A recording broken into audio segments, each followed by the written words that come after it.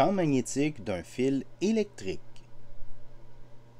Bonjour, dans cette troisième vidéo sur le magnétisme, on va parler du champ magnétique qui est produit par un fil électrique. Oui, les fils électriques font du champ magnétique. Et oui, et puis on va parler de la règle de la main droite. Bon visionnement. Quand on introduit le magnétisme, on avait dit que ça pouvait être produit par des charges en mouvement.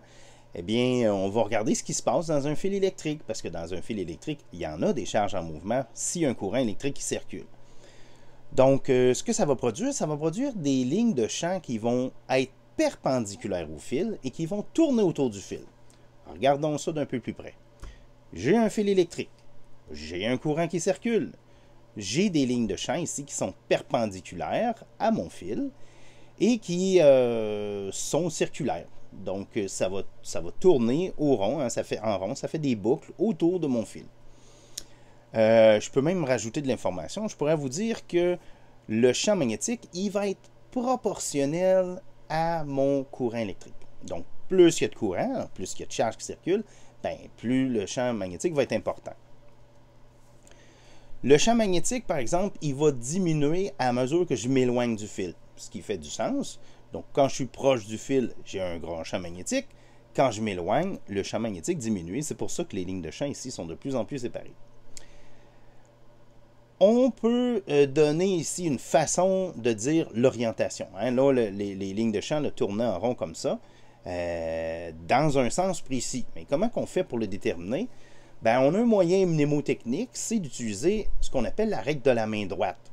Essayez pas avec la main gauche, ça ne marche pas. C'est vraiment la règle de la main droite. Okay? Donc, on prend notre pouce droit et on l'oriente dans le sens du courant. Donc, mon pouce, il pointe par en haut comme ça. Et puis, à ce moment-là, comme on referme ici nos doigts sur le fil ou autour du fil, et puis le sens de nos doigts donne le sens du champ magnétique. Donc là, nos doigts se ferment comme cela. Donc, le champ magnétique tourne dans ce sens-là et non pas dans le sens inverse. On voit ici la flèche, hein, le champ magnétique tourne comme ça. Donc ça, c'est vraiment la règle de la main droite pour un fil rectiligne. Avant de finir, je vais rajouter une convention. Parce que là, le problème avec le champ magnétique, c'est comme je viens de le dire, le champ va être perpendiculaire à mon fil. Donc ça peut poser des problèmes si mon fil est vraiment dans le plan de la feuille. Là, j'ai essayé de lui donner un angle, mais dans le plan de la feuille, il faudrait décrire à ce moment-là des lignes de champ qui ne sont pas justement dessinées dans le même plan. Donc, comment on fait? On a une convention qui est utilisée pas juste pour le magnétisme, mais pour n'importe quelle quantité physique qu'on va représenter par des flèches, hein, ce qu'on appelle des vecteurs.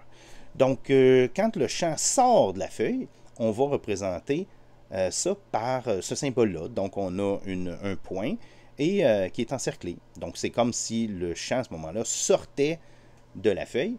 Et le contraire, si le champ rentre dans la feuille, ben à ce moment-là, on a le même cercle, mais à l'intérieur, à la place, on met un X. Donc, soit un X entrant, soit un point sortant.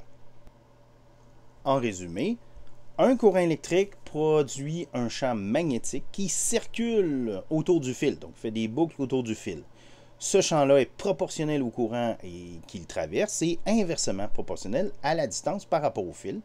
Et finalement, la direction du champ, l'orientation du champ, va être donnée par la règle de la main droite, où là, on place notre pouce en direction du courant électrique et nos autres doigts définissent l'orientation du champ magnétique.